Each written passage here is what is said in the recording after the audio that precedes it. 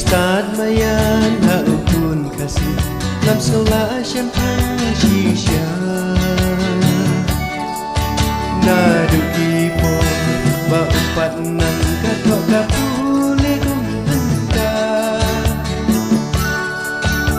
Syasahid neng ni syalu nyamrak Kala syai ni kabuda Syisin maulakan labatai Shishakan kalau kumta Teriksia Tulit rupa Kim Jubren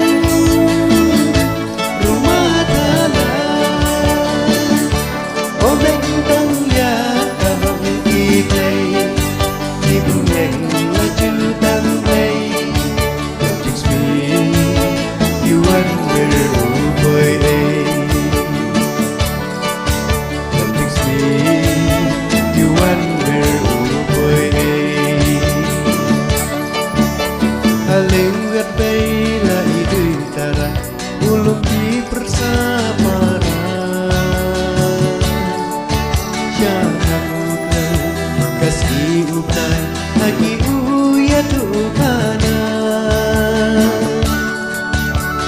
Surmung kisai dui tara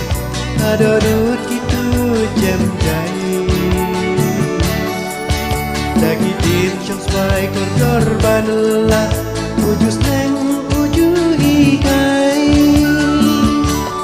Tulik ser Tulik rupa Tim jubren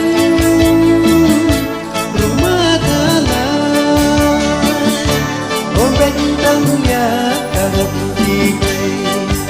Ibu yang laju tanglay Yuan berukoi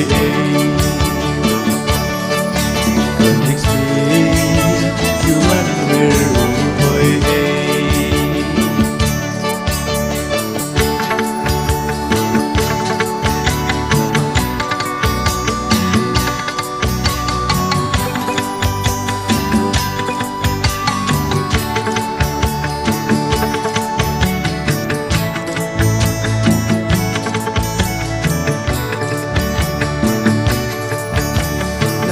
Kilum syat lagi riat ba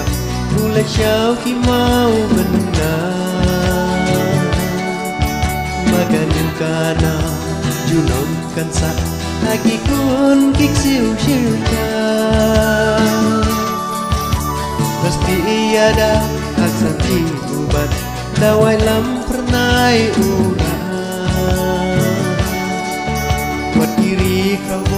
Ki bersyang bantuan Preban pergi gemlah Telik siar Telik rupa Gem jubren Rumah talan Oh bentang ya kau iklay Ibu yang laju tanglay Yuan berukoi